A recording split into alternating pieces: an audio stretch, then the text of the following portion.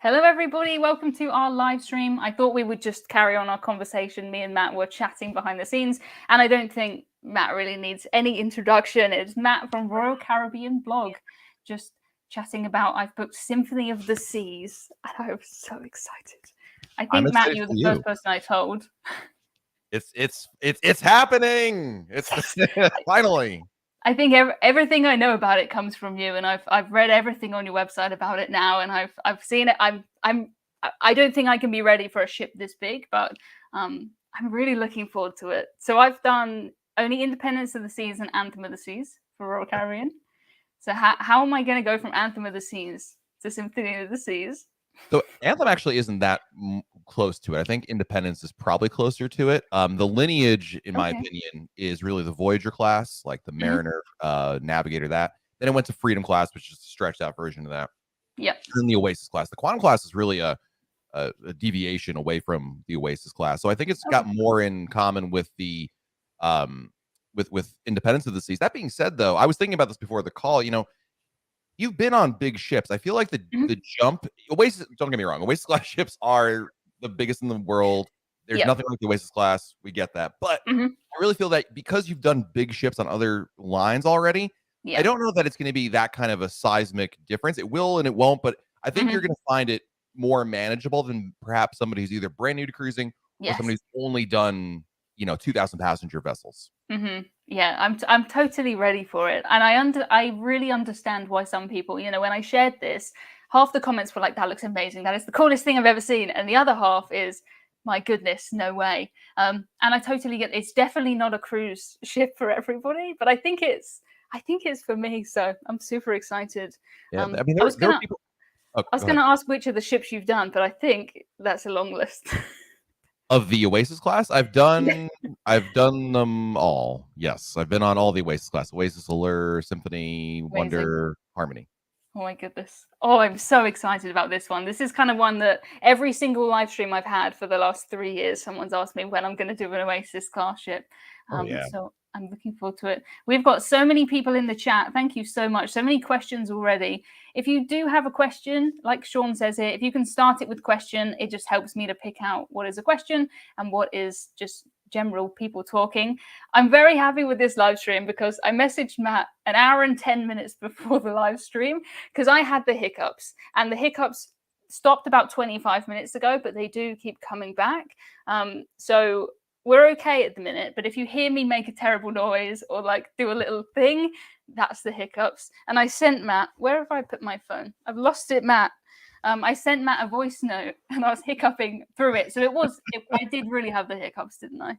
I believe it. No, I messaged back to Emma. I said, I literally LOL'd at it and she hiccuped during the message. I'll try and play this into my microphone just so you can hear it if it works. Matt, I hope you are good. At the moment, I cannot stop hiccuping. I don't know if it's going to happen when I wrote. There we go. So, and it hurts, the hiccups. I think people don't appreciate how much the hiccups hurt. I had it once, and I was in an airport just about to board a flight, and it would not stop. I tried all of the things, holding my breath, eating sugar, going upside down, and it wouldn't stop. But at the minute, we're doing okay. So fingers crossed. But I've warned Matt. I've warned you.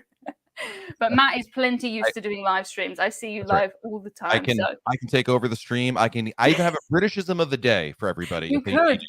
I'm sure you could, yeah. And I just have to be like, yep or nope. Maybe I should have made like little flashcards or something. But I'm feeling better now. You can normally tell when you're going to hiccup, and I feel okay. We have got our first super chat. Oh my goodness, thank you so much. 30 and a wake up. In 2023, trying a cruise on Enchantment. Oh, I was just reading back to back to back. Wow, on Enchantment. Any words of wisdom? Enchantment of the Seas, obviously, we're talking about, Emma, you're going on Symphony of the Seas. Boy, could there not be a more polar opposite than Enchantment of the Seas. I don't think that's a bad thing. People always ask me, about any ship in the fleet. What do you think about this ship, and that ship? And I tell people all the time, there is no bad ship. There is not a ship I would say, oh, guys, don't go on this ship. It's really bad. Yeah. I think it's more about expectations and managing them. So whereas Symphony has an overwhelming amount of things to do, Enchantment does not, but that's more of a classic cruise experience. The Vision class is all about that. Enchantment, I'm 23. I think it's still going out of Baltimore. It may be going out somewhere else, but the the itineraries are always kind of unique about that, which is really fun. The crew is really good. A lot of people who cruise on Enchantment a lot always talk about how hardworking the crew is on board the ship. And at the end of the day, it's also the last Royal Caribbean cruise ship to be stretched. They cut it in half, shoved a new section in the middle, and put it back together. It was the last one to do that. And it's so cool to see those. People do not believe that really happens, but it does. Really. It's cheaper for a cruise line to cut it in half and add a new section in the middle than do anything. They can't add decks on the top. They can't really do anything else. But I didn't know that. That's really interesting. That sounds fantastic. Back to back to back. Yeah, wow. That's 28 days on a cruise ship. That's a long time on any cruise ship. But yeah, I think a smaller kind of ship like this would be nice for a cruise like that. I think some of my favorite ships are like the old Royal Caribbeans that sail with Marella. I love those ships, and they're kind of late 90s Royal Caribbean. It just depends what you want on the cruise, doesn't it? You went on the old Splendor of the Seas, right?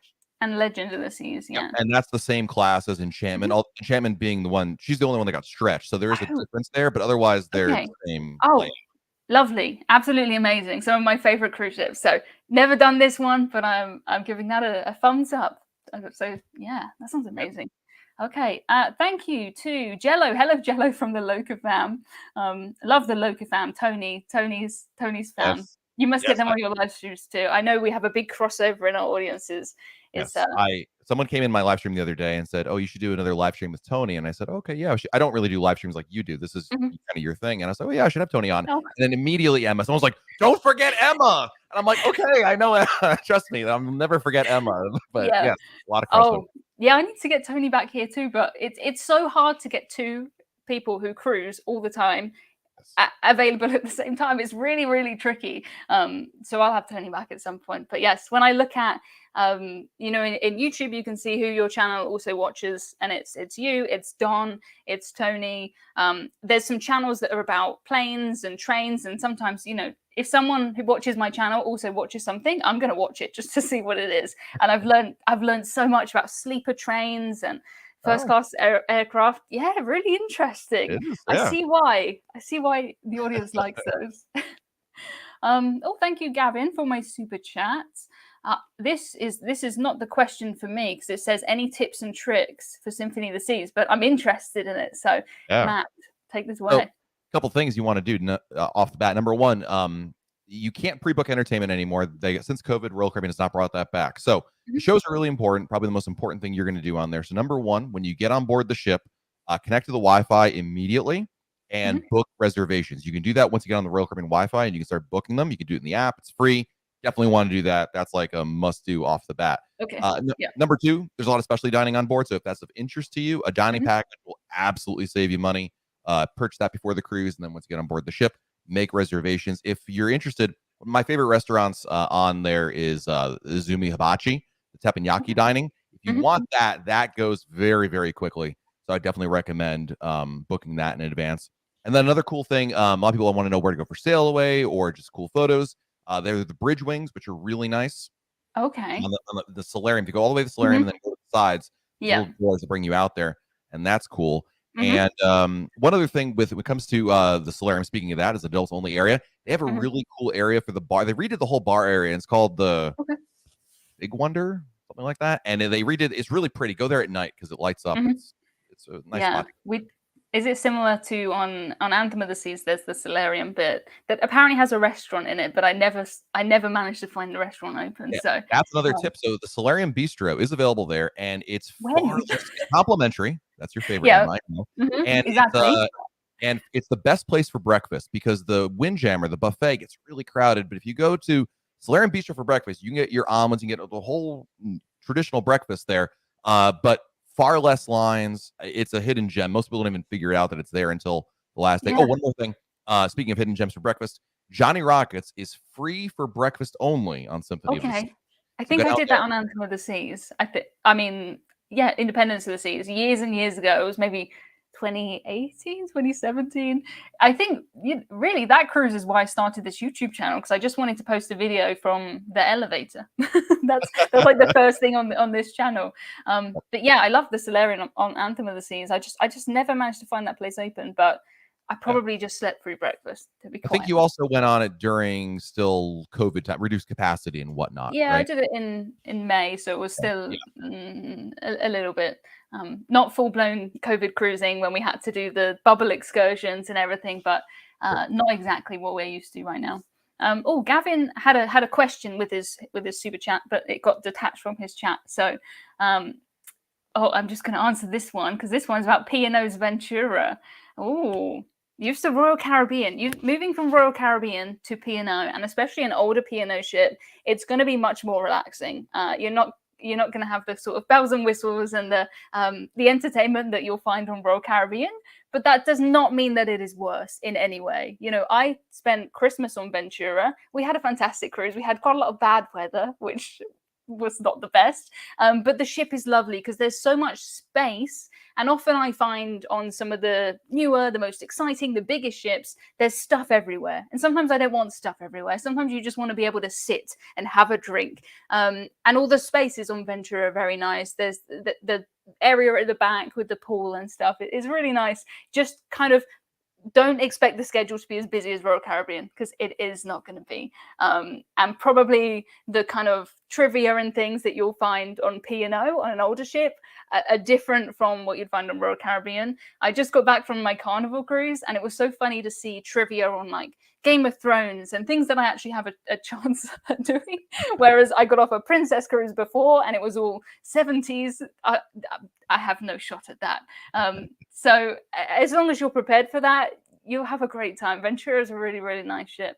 And in the Caribbean, interesting. 4 weeks is a long time. I've never done a cruise. 4 weeks. Moly.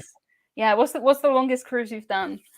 If you count it back to back, then I've done 10 days. Otherwise, 9 nights would have been the longest cruise I've done with one. So, yeah, I think 14 is for me. And I did 12 on this Princess cruise over summer, and 12 felt like a really long time to me because normally I do sort of 5 to 7 is where I normally are. Yep, absolutely. Oh, Lizzie has a question. Is Icon definitely coming to the UK? Definitely. We want.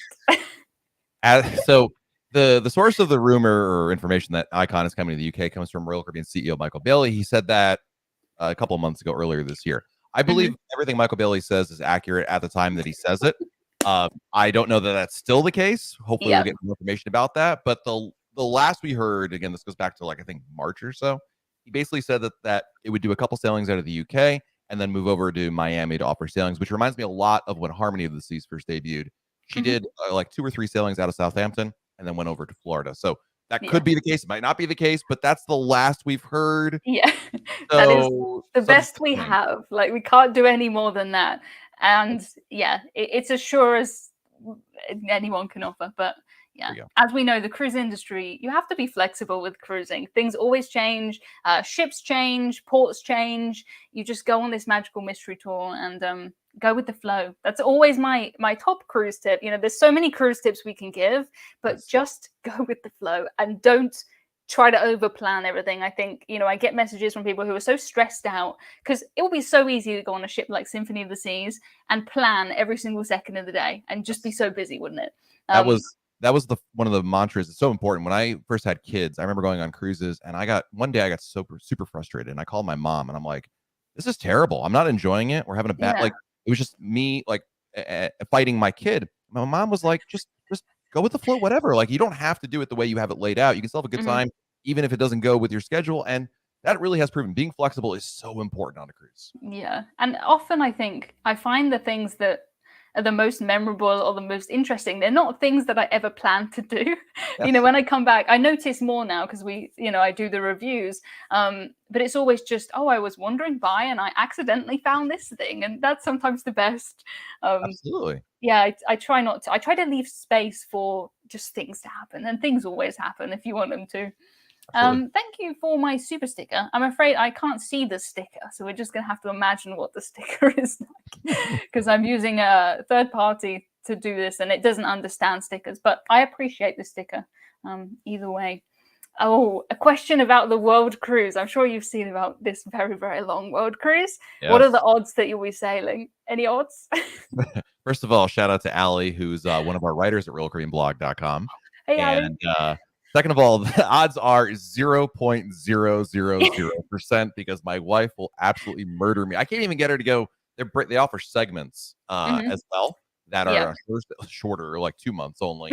And that wasn't even a go, probably because they didn't line up the school calendar. So one of the major faux pas of any marriage is leaving your spouse with the kids while you go off on a cruise ship for work. It doesn't really fly. So I mean, how long is this cruise? It's like 200 something days. 270 something days, yeah.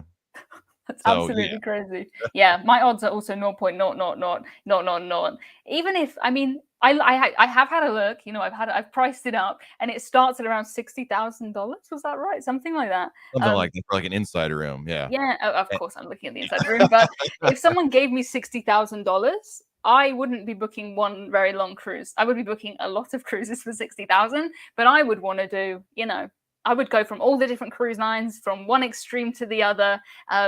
Just because I think for me, one of the most exciting bits is when you first get on that ship and you're like, oh my goodness, let's run around, let's explore everything, working out where things are, how the dining works. I just love that. And I want to do that all the time. So that's probably what I would do. As people ask me, would you ever like live on a cruise ship? I say, no, I like being at home gives you a better appreciation for what cruising is. So I like going regularly on cruises. Don't get me wrong. I don't want to do one a year, but I want to be able to appreciate them more. And while I wouldn't mind doing a world cruise at some point, not in the cards for next year. I never say never. If someone wanted to, then I will go. But it's not in my to-do list. And also, going on cruises gives me appreciations for weird things when I come back home. Like when I come home and I have a proper piece of toast with like good butter on it, I'm like, this is amazing. Yes. Or I have a bath. Like I've had a bath twice on a cruise ship. Absolutely amazing. But normally I'm in the inside cabins with the showers, maybe the balcony with the shower if I'm feeling fancy, and coming home and just having like a bubble bath. Oh, it is so good. And obviously seeing Hudson. Hudson was here, wasn't he? You have seen my cat Hudson. And I do have this here. So if anyone wants to see Hudson, I can make him magically appear. Ready? How many seconds does this take? There we go. Good boy, Hudson. He is a good boy. There we go. Have a look over here. Look at everyone. There you go. Enjoy. It's a good little sidekick. Oh my goodness, my scroll bar on the comments is so tiny. Thank you so much for all of your comments. We're going to try and answer as many as we can. Good question. On the bigger ships, is it clear what is included and what is an upcharge? Never been on a Royal Caribbean cruise. I think this is something people worry about, don't they? That they're going to come on and then just be bombarded with charges for stuff. Yeah, that's a great question. So the best way that I have found to figure this out, even before you go on a cruise, is to read a past cruise compass. Full disclosure, this is self-promotion because I have an archive. Please feel free. I have none of these. But reading a past cruise compass, which is the daily document you get on the cruise ship, it literally lists, $sign next to the venue or the activity if it does cost extra. And I feel like that's a really good way to acclimate yourself as to what does or does not cost extra. I think it's more of an issue, I think, for new cruisers as opposed to people who've cruised before, because I think most people who've cruised before have a general sense of there are special restaurants versus free restaurants. The main dining room, the buffet are included. Shore excursions cost extra, things like that. But certainly within the ship, right, you're going on Symphony of the Seas, Emma, there's going to be some things there. The escape room is something you've never... Anthem had one that was done in Teen Club. Anyway, never done it on a cruise. So you got to try it out because it's really cool. It's really in depth. Yeah. It's not just a bunch of puzzles. It is a bunch of puzzles, but it's more ornate than that. There's an experience to it, but that costs extra, and you might not have picked that up otherwise. So reading a past cruise compass is a really good way, I found, to kind of get in a better sense of what does and what does not cost extra. There you go. Matt has a great video on what's free on Royal Caribbean, and I'm sure I've watched it, and I'm sure I'll be going down that path with this cruise, because the way I see it, I've paid for plenty of stuff that there's no way I can consume everything, so I'm gonna consume that stuff. On my Carnival cruise, how many cruises I've done, and I still got taken by surprise on this cruise because I completely forgot that if I'm on a cruise ship in a US port and I order a drink, even if I've got a drinks package, I have to pay the tax on it, which I haven't cruised out of the US in so long. So think it's like 34 cents or something on a drink, but there's still surprises, even when you've done as many cruises as me. Yep. And I think if people go from, if you're cruising from the UK with a cruise line like Marella, where drinks are included, most things are included, it can be a bit of a shock. But cruise lines like Royal Caribbean, like Carnival, like Norwegian, they're all very similar. And that's kind of the default. I think we're a bit different here in the UK that we like to, Hudson's trying to break into his dreamy box just now. But I think we're the ones that are a bit different here. Well, question for Matt. Do you ever cruise on other cruise lines or just Royal? We're just Royal. The last cruise line I went on that was not Royal was Norwegian in 2012. Part of that is a product of the fact that up until not too long ago, I had a day job, and as Emma knows, trying to manage day job and cruise life, it was difficult. So I prioritized Royal Caribbean. But going forward, you never know. Allie, who asked the question earlier, really wants me to go on Virgin Voyages and Celebrity. So you never know. We'll see. We'll cross that bridge when we get. I'm not ruling it out. Like you said, never say never. But I just don't have any plan currently. I would love to see it, but I mean, the fact that you only do Royal Caribbean means that you know Royal Caribbean in so much depth. I try a lot of things, and I will do, ferries, river cruises, big American cruise lines, British cruise lines, which is great, but I can't keep up with, especially, you on your website, every time some rule changes, you have updates on it, thank goodness. Right. Because when people always share things with me saying, is this right? If it's on your website, it's right. If it's not, I don't trust it when it comes to Royal Caribbean. Thank you. Hello, cruise boys, Tristan and Justin. They say, how big is too big for a cruise ship, or is there no limit? Do you think there's a limit? There's not a limit.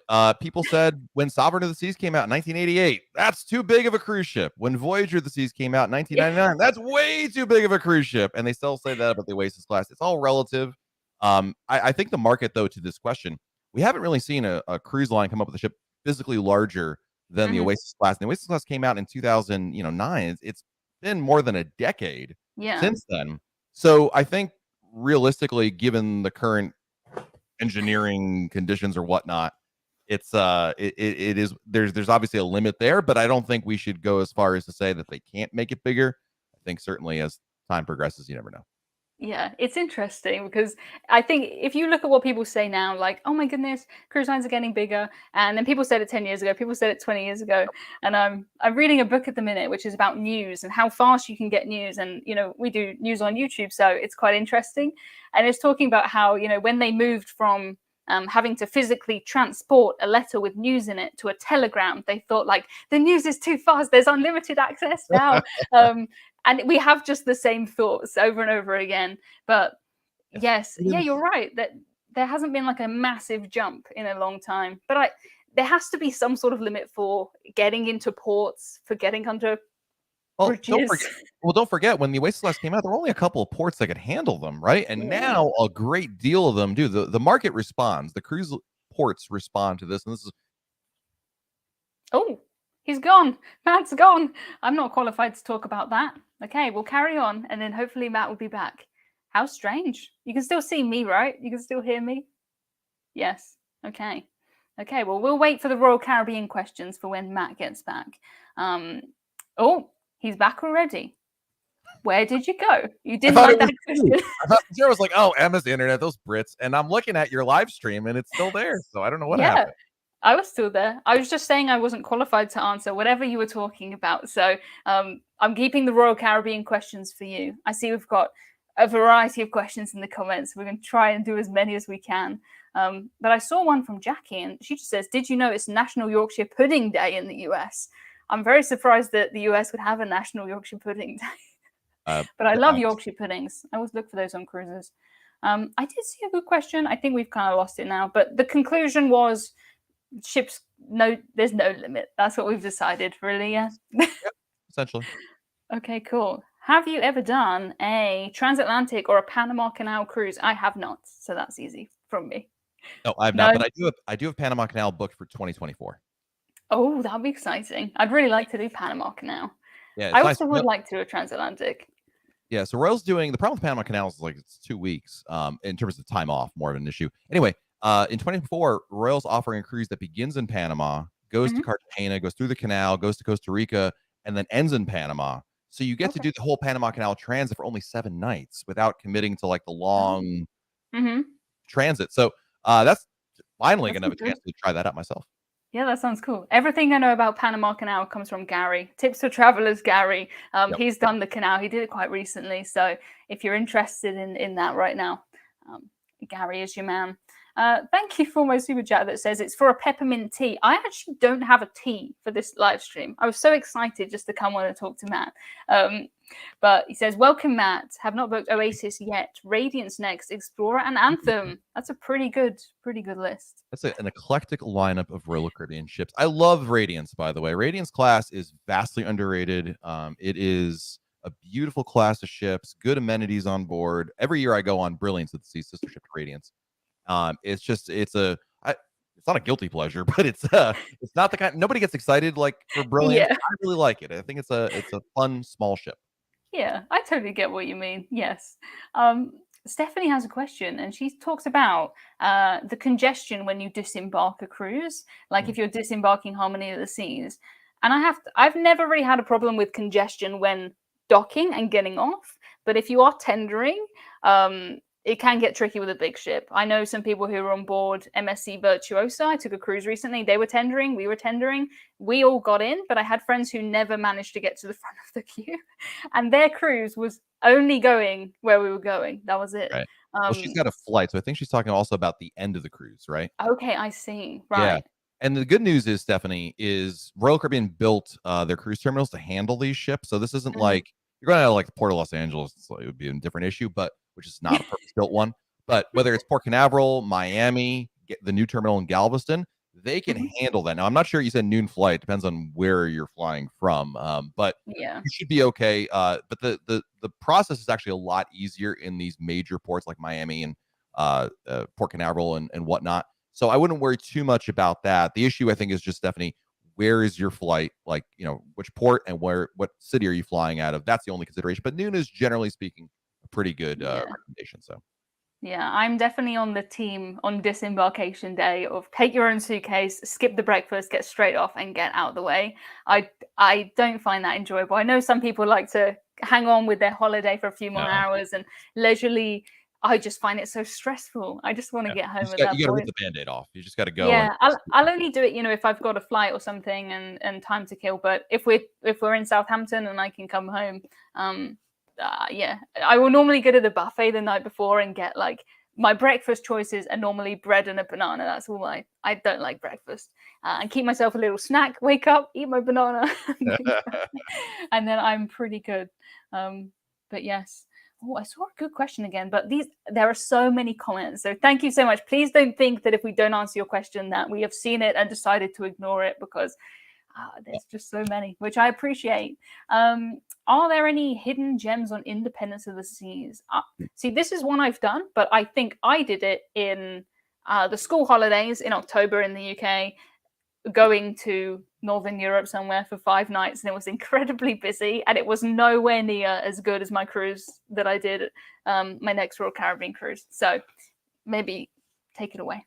Well, definitely my favorite thing about any Freedom class ship is the helipad. You can go out there on the front of the ship and do sail away. Oh yeah, I didn't do that. See, deck 4, walk all the way forward. Great spot. And you can go to the helipad there. So that's like my go-to recommendation. Grease the Broadway musical has been added to Independence of the Sea, so it's free to see that. Definitely should check that out. It's a really good show and not to be missed.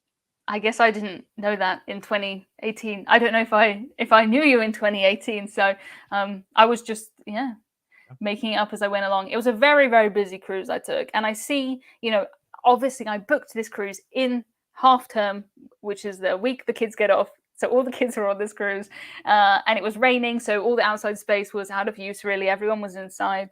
And comparing that to my Anthem of the Seas, it was 100 times better. But yes, that's what I think. I know that wasn't a reflection of that cruise line. Same way I did a weekend cruise with Celebrity. Everyone was drunk. There were blow up dolls in the library because it was a weekend cruise. But that's not a celebrity cruise, is it? So I did the same ship a year later, completely different. And it just makes me nervous when people might pick one of these cruises, think, oh, I hate celebrity based on that. Yeah, right. No, there's a lot of movement even within a cruise line. Yep, absolutely. This question says, is a soda package worth it? Well, depends if you're me or if you're somebody else. On my Carnival cruise, it was around $8 a day for soda, and I had at least, I don't know, 7, 8, 9, 10 sodas a day. So yes, I absolutely got my money's worth. I will say that, normally I'm quite happy to drink the tap water in cabins. Also, look at this. Look how my hair is growing. This piece is just not long enough to go there. But we're getting there. But normally I'll drink the tap water in the cabins, but it tasted terrible. So I just drank Pepsi, and it was fantastic. But it depends how much soda you're going to drink. Look at the price of a soda, probably $3-ish. Look at the price of the soda package. But just don't. People sometimes get the drinks package and then challenge themselves to try and meet it. Don't do that. Yep. But for me, yes. What is your favorite Crown and Anchor benefit? Oh, without a doubt. I mean, I'm a Diamond member, so by far the free drinks we get. I mean, I don't think any other cruise line offers you 4, 5, 6 free alcoholic or non-alcoholic beverages every day of the cruise, simply for cruising there. Every day? Every day. You get vouchers for it, and you can use them. It's basically like a poor man's drink package now. You can use it at any bar. Amazing. For any drink. It's incredible. So without a shadow of a doubt, that's my favorite perk. And that begins at the Diamond level. And then you get Diamond Plus, and Pinnacle. So that's good. Yeah, I have the highest on Norwegian. I've never got a free drink. I didn't know that sounds really good. Normally on Norwegian, I get a free bag of laundry, which do not knock the free bag of laundry. It's quite nice to get things washed before you go home. And a specialty meal. I think that's it. The chocolate strawberries and the things that sometimes happen. But I have that, and then I did the MSC status match, so I have the highest on MSC, and I enjoy that because I haven't earned that one. Yeah, they take it from other cruise lines, which is brilliant. Yeah, Cruise Boys say, don't forget my clip on the water on Carnival. So Cruise Boys went on a celebrity cruise and saw Captain Kate, and Captain Kate made a joke that when they flush the toilets, they clean it and they sell the water to Carnival. And then I came back from my Carnival cruise talking about how the water was not great in the cabin. Yes. There's truth to everything in a joke, right? Yeah, I hope you realize that's a joke. They're not buying the water from anybody else. But yes, it was okay. Plenty of Pepsi. I'm Team Pepsi. It was fantastic. On Royal Caribbean, do I have to get a drinks package for myself if I get a refresher? What is a refresher? Like a refreshment? The refreshment package, which is the non-refreshers. Do you have sweets or candy called refreshers in the US? I love refreshers. Starbucks refresher drinks, but I don't think that's what you're talking about. They're really nice. They're like little circles of just sugar, fizzy sugar. Love refreshers. There you go. Well, There we go. We learned something. But that's what I was thinking. I was like, if you're buying your child refreshers, But anyway. Yeah, the refreshment package does not have that rule. That rule only applies to the deluxe beverage package, the alcoholic drink package. Which makes sense. One rule I found, this is not Royal Caribbean, this is MSC, but I'm taking an MSC cruise with some friends, and they've booked a drinks package and I haven't, and we're not allowed to sit together at dinner. Really? Apparently, but I think it might be one of those things where that's the rule on the website. We can't book a table together, but I'm going to go on the first day and ask if we can sit together. Or you know how it is in some of the restaurants where the tables for two are so you might as well be to we can just sit next to each other. Right. But yeah, that took me by surprise. It was like you cannot sit with these people. But MSC don't do a soda package, and I'm not going to drink enough for. Oh boy. Yeah, so it'll be okay. Oh my goodness, there's so many questions that I kind of can only read the questions that are quite short because I have to keep the conversation going. So if you want to increase your chances of us being able to answer a question, if you can make it kind of this length and start it with question, just makes it so much easier for me to pick out. The best time to go on a cruise with the least amount of kids. Oh, definitely. Well, school's in session, so the month of September, except for Labor Day. Most of October, except for Halloween, first 2 weeks of November, first 2 weeks of December. Those are all and any time in January, except for New Year's. Those are all times of the year in which school's in session.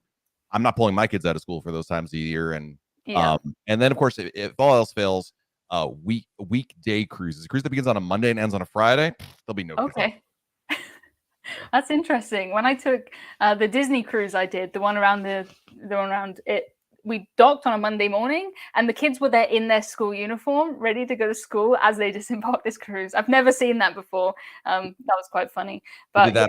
I got off Independence of the Seas on Monday, and we drove. Well, I drove straight to school. We went right to home, got them their bags, and sent them off to school. So. Oh really? Oh my goodness. Oh, I never even considered that. But for us in the UK, our holidays are kind of more spread out for the kids off school. So there's like a week in October, week in February, time for Easter. So look kind of where you're going. Even if you're coming from the US to do a British Isles cruise, you're going to want to see what time British kids are off, because you could be thinking, oh, this is great, all the kids are in school. Maybe we're not. It's slightly different. If you go, even if you're going to Spain, they might be off. And I'd add one more thing also. A longer cruise, transatlantics, there's like no kids on there. Once you get above about 7 or 10 days in the United States, the amount of children rapidly falls in the amount of number. It's just families aren't taking that long of a cruise. Yeah, and any sort of repositioning cruise. I think the cruise I took, Singapore to Tokyo, I don't know if there were any children on there. And even, I did this British Isles cruise in August, which is in the school holidays. There were hardly any kids on there because I think 12 nights is quite a long time. And to the point where someone asked me if I was the youngest person on the ship, like another passenger. And I was like, no, my brother's here. He's younger than me. It's not me. But I thought that was quite funny. Cruise boys say MSC have a soda package. They don't have a soda package. They have like a soft drinks package, but I don't want to pay for that. I just want that sweet, sweet soda. I don't need the mocktails. I don't need the anything else. Someone doubting Emma? Who does that? Alcoholic-free package. That's not what I mean. I don't want the alcoholic-free package. I just want the soda. You can keep everything else, but they don't do that. And if I'm just going to drink Pepsi or Coke to get, I can't remember how much this was. It's quite a lot. And I am kind of trying to cut down on the soda. I drink an awful lot of it. Maybe today that's what gave me the hiccups, because I did have one, but it's not Friday. Normally it's Friday on my live streams, but it is not. Oh, we have a question about Labadee or CocoCay or CocoCay. How do you say it? Yes, CocoCay. Definitely CocoCay. I mean, the upgrades that CocoCay got with Perfect Day is night and day difference. I used to love Labadee. I used to like Labadee, don't get me wrong. But I used to prefer Labadee over CocoCay, and now it's CocoCay every single time. It's incredible what they've done there in terms of the amount of amenities and things you can do and the amount that's included there. The food is really good. Yeah, it's CocoCay all the way. Oh, I have a comment from Tom and Dom that says, feel for us teachers. We feel for you. Yes, the price differences, even, looking a week into school holidays and before, is such a huge difference. How's cruising sober? I normally don't drink when I cruise, and it is fantastic. It is absolutely brilliant. Yes. Oh, this question, if you asked me this a little while ago, which ship has the fastest internet? Princess are always trying to promote their internet an awful lot. But I went on my Princess cruise over summer, and I didn't know the internet speeds went down that low. It was quite a surprise to me. So it's not just about the ships. It's not just about, it depends where you are. Certain places are worse than others. Storms can happen. There's all sorts of reasons that the internet cannot work. On my Carnival cruise, the last one, they refunded everybody because they just couldn't get it to a usable level. So there's kind of no guarantees. I know new technology is coming, and fingers crossed it will be better. But yes, I got a chance to try out Starlink on Independence of the Seas last weekend, and it worked exceptionally well. It didn't. The one thing it struggled with was live streaming. We were trying to watch a baseball playoff game, and it did not work exceptionally well. But for the rest of the stuff, like the latency is amazing. Like it really, it's like being at home or on a cell phone, where it's just like boom, boom, boom, boom, boom. Good. Like you said, sometimes oops, where'd the internet go? But it came back, and then it was totally fine. I think that's gonna be a real game changer, and I suspect other cruise lines will adopt Starlink as well. I saw that. I can't pronounce their name. The Norwegian one was a Hurtigruten. Yeah, they got Starlink as well. So it's a matter of time. Oh, cool. Yeah, that'll be interesting. it's just tricky. It's just tricky to say if you go on this ship, you'll have a good internet, because it's just not that simple. And I think it's really nice not to have internet on cruises. I normally do now because this, but it's nice to not be able to check your emails for a while. So maybe don't. I need the internet. I need the internet. No, it's so, because I mean, I have, there's not a day in my life really that I've not had access to the internet. So I don't have good self-control of, like, the first thing I do is check my emails when I wake up. The last thing I do when I go to bed is check my emails. And I have no sort of boundaries, and that's my fault. But being on a cruise takes that away from me if I don't have the internet. So Jeff says, any advice on an upcoming cruise to Hawaii Hawaii to Canada? Rough seas, lots of sea days in a row. Oh my goodness, I don't know even how many sea days that would be. There's a lot. I mean, in terms of rough seas, this is just like transatlantics too. There can be very calm seas. There can be very rough seas. There's no way to definitively know. My advice is be prepared for it. There's a number, and I know, Emma, you've talked about, there's a number of strategies, whether it's medicine or herbal or homeopathic or whatever. Be prepared to have at least one or two of those, rather than people. I just can't imagine going on the cruise ship with no plan at all and then be like, oh, I got seasick, and then it's actually very manageable if you do get seasick. So have a plan. I think, like, I'm evidence of this, because if I tell people, I'm really travel sick in cars, in anything that moves, I can't do VR, I will be sick, but I cruise all the time because I don't go on a cruise assuming I'm going to get seasick. And if they are, they normally know if there's going to be rough weather, and they'll do an announcement saying, we're expecting like rough weather tonight, take care. I will take travel sickness pills then as to stop me getting seasick. Sometimes it doesn't, you can't always 100% stop it, but there's plenty of things you can do to make it better or worse. And I've been seasick in the most random locations, like a Mediterranean cruise that there's really no reason. We had one sea day. I also got quite seasick on our Christmas cruise because we had 3 storms in that cruise, but it just is luck. You can increase your chances, of course. Don't sail in winter, but I love sailing in winter. The cheapest cruises are in like January or November. So yes, but plan, like, bring some good books and stuff for that many sea days. That would be interesting. Interested on that. What is your favorite ship? That's a nice, easy. Is that easy question, or is that a really hard question? Wonder of the Seas. It Wonder really of the Seas. Yep. It's what makes Wonder better than Symphony of the Seas? Oh, they added so many more features. The new venues, the dining options. It really felt like, I remember when I went on Harmony, it felt like a big step up from Oasis and Allure. And then Symphony was very similar to Harmony, so I didn't really get that sense. But Wonder is once again a major step up from there in terms of the experiences you can do on board, and that really got to me. So Wonder of the Seas. Yeah, Wonder does look amazing. And, when I was planning this Symphony cruise, I was looking at Wonder. But for me, it's just Royal Caribbean had a £1 flights offer within Europe. And I would much prefer to pay £1 for my flights, than if I want to go to the Caribbean. This Carnival cruise I took was fantastic, but the cost of the flights was double that of the cruise, which is just crazy. Greetings from London. What is the Britishism of the week? I think it's refreshers, the type of sweets, or sweets. We call candy sweets. So the sweets, refreshers. And I love refreshers. I really want some now. I don't know what that is. Are there gluten-free options? Yes, they always have to have gluten-free options. Yes. I don't know how good Royal are with the labeling in the menu and the buffet. Some cruise lines are better than others at that, but Royal has a very good labeling. In fact, the buffet will have a separate section just for gluten-free. All the menus will have gluten-free indicators on there. And even if you don't see anything that really appeals to you, just ask the waiter for other gluten-free options. They can customize it for you on the spot. Yeah, I really think as long as you're polite to the waiters. Often I worry that I'm going to be awkward by asking to mix and match things or add stuff. As long as you're polite to them, they do not mind at all. The things that you see sometimes, some of the behavior of the other guests and the things the crew have to deal with, as long as you say please and thank you, and they might say no. Like on my Carnival cruise, I went to Guy's Burgers. They have nothing vegetarian on the menu, and I thought, I'll just ask. I'll just politely ask, I don't suppose you have anything vegetarian, do you? And they were like, yes, we do. Whack this out. But if they'd said no, I would have said, okay, that's fine. So yeah, don't be afraid. The crew are absolutely so lovely.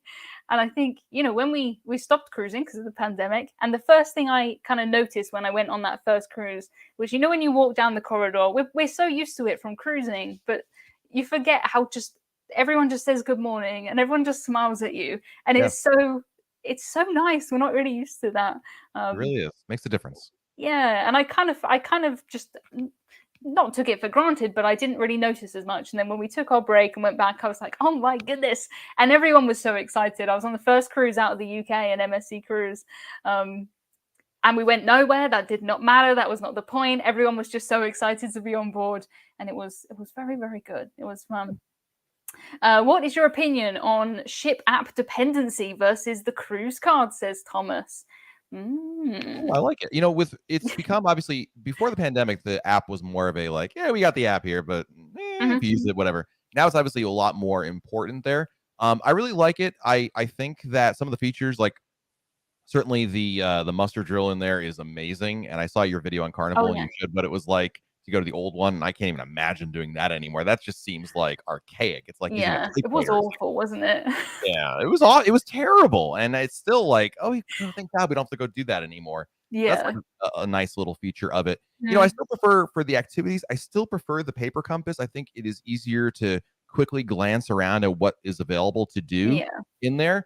But that's a problem I can live with kind of situation. I really do feel like that's a manageable one there. So change is inevitable. It happens in the cruise industry all the time, and overall, I think they've done a good job with the app. I know some cruise line apps are better than others, but I think Royal's done a nice job with their app, and it works pretty darn well. Yeah, I like this comment. I like the apps if they work properly. Princess looking at you. Yes. Princess's app and their ocean medallion technology, absolutely amazing. Has some amazing features, but on my Princess cruise, it was maybe 50-50 when you open the app if it was going to work. And one day, on day like 11 out of day 12, I managed to load the daily schedule in the app. But that was it, day 11 out of day 12. But thankfully, Princess, they still had the paper version, so I didn't really need it. But on my Carnival cruise, it was very much app-focused. And it was like, scan the menu. I didn't see any paper menus. I'm sure they have them if you need them. But I really like it. I'm kind of waiting until it goes even further, because I will be happy just to press it and order it like in the restaurant. If you're from the UK, the way that we do in Wetherspoons, you order the food to the table. I will be happy with that. So we will see. Apparently the Royal Caribbean app is pretty and it works. There you go. I love it for, embarkation, how fast you can embark a cruise now because you've entered everything into the app. I don't want to have to go back. So fingers crossed. Never been to the Caribbean, Eastern, Western, or Southern. So I've done all three actually. Ooh. And Southern was my favorite by Southern Caribbean is amazing. It's just it's the most beautiful as objectively as we can say about it. Not that that's like, oh God, the Western or Eastern, but Southern Caribbean is just amazing. It's so beautiful. The problem is it's longer to get there. That's why most itineraries go east or west. But yeah, the ABC Islands are absolutely phenomenal. Yeah, we do quite a lot of cruises from the UK that fly straight down to the south, and they don't go to the US at all. So you'll find like P&O do that, and some other cruise lines do that. When I took my MSC cruise, we went down to Barbados. We never went anywhere near the US. So for us, that's really easy. There was a lot of people from Canada who just come down. But if you're in America, if you live in Florida or something, I can't imagine it'd just be so much easier just to do Eastern or Western. And I had great cruises on all of them. They were all fantastic. But I just found in the Eastern and the Western, it felt more like this port is here because we have put this here and we have made this for you, which is nice. Thank you for making me this cruise port. Whereas in the South, there was a bit more, we're going to go and see, we're going to explore this island.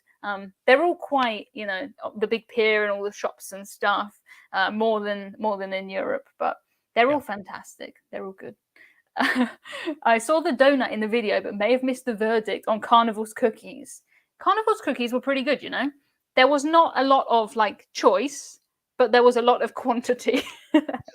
And I thought that I was quite a high consumer of cookies, but I went on this cruise and I saw people scooping the cookies into the bowl. I've never seen anything like it. They were quite small, but you would just have 4 each time. That's fine. So I think quite a high score there. Yes. Yeah, and there would be multiple different things in the buffet every time I went there are cookies. So it was all good. Other people agree with the southern. Yeah. Oh, can you hook up your own devices to the TV? I assume in the cabin. I never have. Can you? No, there's two problems with it. One is sometimes, depending on the ship, access to the actual physical ports is difficult, if not impossible. Depends if the TV how it's set up. But more importantly, the remote doesn't have an input feature, so you would have to bring a universal remote and then assume that the port hasn't been disabled like through the firmware. Yeah. So the answer is I don't ever even try either. Yeah. Bring an iPad or something. I think it's probably much easier. Oh my goodness. Cruising during the hurricane season or avoid it. I narrowly missed a hurricane on my Carnival cruise by a couple of days, I think. Always go. It's great rates. I actually just did a video this week about cruising during hurricane. We were on Allure of the Seas during Hurricane Ian, and we got rerouted around Cuba. We took we actually did a whole circumnavigation of Cuba, and to get around the storm. It's great. I think the really low rates you can get during hurricane season make it absolutely worthwhile. There is no guarantee of good weather any time of the year. It could rain no matter what the month. So it's just to say that, if I go during hurricane season, it won't, it'll rain then or it won't rain. There's no guarantees. It can rain any time of the year. So take advantage of the lower prices. Absolutely. Yeah, I always get this. People message me and they say, "When can I book a British Isles cruise when it's not going to rain?" Like, there is no answer to that question. I can give you the best chance, but I just can't. But yeah, we had Hurricane Fiona. We were just before Ian, but we got back into New York before it, a couple of days ahead, and it was totally fine. It was good. And I mean, the cruise lines, they're very used to dodging hurricanes. They have plans in place for if we need to come back early, if we need to come back late, if we need to. The take that they have on the weather is absolutely insane. So I trust the cruise lines more than me to make a judgment call on that one. Robert says, do you ever feel like you're missing out on cruising knowledge by only sailing on Royal? I would say your knowledge is just much like so deep. Yeah, I mean, that's the thing. I'm not looking to answer questions about P&O or MSC or any of those other ones. So no, I'm not. I feel like that just gives me, now without sounding like the most pretentious person in the world here, I feel like it gives me an advantage being able to only speak to what the Royal experience. So I certainly pay attention to what other cruise lines are doing. I watch all of Emma's videos. That's all I need to know about the other industries that's out there. So what else could I possibly need to know? Yeah, no, I think that makes perfect sense. I think you've been very smart to do that. And it's so helpful to have someone like you in the community, because if I have a question about Royal Caribbean, there is no doubt you will know it, or you'll be able to find it out. You'll know somebody somewhere. And we do need that. I cannot believe how fast, you would think, I don't know, you would think, oh, I'm just writing about one cruise line, I'll run out of stuff when I've written it all. There's no way you could ever do that, because as soon as you write something, only changes. Yeah, constantly changing things, constantly adding their drinks. Oh my goodness, how you keep it all in your brain, I have no idea. Apparently there's an event next week to see Icon. Rumors, but no concrete evidence. I haven't heard any rumors. Will we get to see Icon on October 18th? I have no idea. We'll have to wait and see. No one has told me anything. I don't have any inside info. Question from Jessica. How do you go basically back to a smaller ship after you've done a big one? I'm sure we had another question earlier about, can you kind of go back from a balcony to an inside cabin, like going down? I do all the time. Yeah, that's the same answer. Yeah. I think it's just different though, isn't it? And different. You just do not bad or good, just different. And you quickly, very easily get used to it. Yeah, because I mean, I've done a lot of big, MSC cruise ships. Some of those are absolutely huge. And sometimes you get off of those and they're fantastic. I love them. But often what you find with the big ships is there's like 10 decks of cabins in the middle. And I'm always trying to avoid the elevators. I normally walk everywhere. So if my cabin's on like deck 12, I'm on deck 3. I'm walking like 9 flights of stairs. And then if I go to a small ship, like a Marella ship, and everything's within like a couple of decks, oh, it's fantastic. I just like to go big to small to big to small. I took this cruise on a barge a couple of months ago with 19 passengers. That was fantastic, but so different from 5,000. I was just reading comments about your microphone. I don't know anything about microphones, and I'm not. Oh, not qualified, but I trust Matt on that. It sounds fantastic. I will say my Carnival cruise didn't actually feel that busy. It was back to full capacity, but it really didn't feel that busy. I was kind of, I don't know if you were worried when we did the cruises that were like 23% full, 50% full, and it got really comfortable and really nice, didn't it? Yes, it was an adjustment. Yeah, yeah, it was. and then Those cruises were amazing because we knew what it was like, and then it was like having the cruise. It was like being on a yacht, I imagine, because it felt like that. Yeah. We were on the Allure test cruise, Allure of the Seas test cruise. There were 500 passengers on board. It was. We were the only people in the bar one night, and the guitarist is playing. And then my wife and I were like, all right, we're gonna go back to the cabin. It's like midnight. We're gonna go back to bed. As soon as we physically left the bar, everything shut down. They're like, good, they finally left. Now we can shut everything down. I was like, oh, I didn't know that, but it's been an adjustment back. But they've always managed it. Pre 2020, we would have told you that. Oh no, everything's there's a flow to it. It helps really manage the crowds. Yeah, I think I mean even the cruise I did in February, the MSC one, 23% full, and that was not that long ago. Yeah. And I'm taking an MSC cruise next week back to full capacity. But it's nice to have the ships that are a quarter full, but it is kind of strange at the same time. They would do on the MSC cruise, they would do exercise classes if no one was exercising, or they would do the white party if there were 2 people in the audience, which was quite funny. Yeah, but I think really they just, on those cruises, they only had a quarter of the venues open because why would they open? They're not going to give you the whole, well, they gave you a bar to yourself, but normally they wouldn't give everybody their own bar. But yeah, I was pleasantly surprised. I'd kind of heard a lot of things about Carnival, and it really wasn't what I had heard. But you only hear the most dramatic things, don't you? You don't hear like, oh, it was what I paid for. Like it was all right. It was good. Well, we have a question about Christmas. Have you ever done a Christmassy cruise? I've done cruises around that time. I did a New Year's Eve cruise last year. But would I recommend doing it? Sure. I mean, if you want to celebrate the holiday, there are a lot of people who like going over the holidays, whether it's Thanksgiving or it's Christmas or New Year's Eve. It's a big party. People dress up. People decorate their cabins as well. So yeah, be prepared for that. But otherwise, sure, why not? I think it's a great idea. You have a special menu in the dining room. I think it's a great idea. Yeah, I think it's great fun because you don't have to worry about anything. And I know Christmas is great fun, but there's a lot of like planning that goes into Christmas, and I think there's kind of a lot of pressure on Christmas to have fun all the time. Whereas when you're on a cruise, you can just eat. You don't have to wash up anything. We don't, I've done a couple of Christmas cruises and we won't do like Christmas presents because we're on a cruise. We'll make sure everyone has one present. Mine's normally Christmas pajamas that I wear on the cruise. But it takes away a lot of that. It is more expensive to cruise over Christmas because holiday. Yep, everyone get off. Yeah. Oh, I met, because I work with an agent here, so I see all the cruise quotes that come in and we talk about them. And I had one come in for a 2-week Disney cruise over Christmas. That is an expensive cruise. I'm sure it's great, but that is an expensive. Emma, how do you scare a cruise fan? Well, Matt was saying if I still had the hiccups during this live stream, he was gonna scare me. I was gonna show you a photo of a Disney cruise fare price, and that would have. Well, that's what I said. That would sometimes, yes. Next to like an MSC one for the same dates, and it's like 7 times more. Yes. Oh my goodness, it is. We got 2 minutes left on this live stream. These go so fast. These go unbelievably fast. Yes. Normally, I'd say, promote yourself, tell people who you are, but I think everyone knows who you are. Or I hope so. If you're watching this, you know who Matt is. But Matt, tell people to subscribe to your channel just in case. Say whatever you'd like. Yeah, sure. So RoyalCaribbeanBlog.com is the website. We have a YouTube channel here, Royal Caribbean Blog, and we have our sister site, Cruise Blog. If you want to check out that YouTube channel, we're starting to get that going. Check that out, cruise.blog for that one. But of course, Emma, thank you so much for joining us here. Also wanted to give a big shout out to your mom, who I think is in chat. Yes, mom and dad are normally watching this.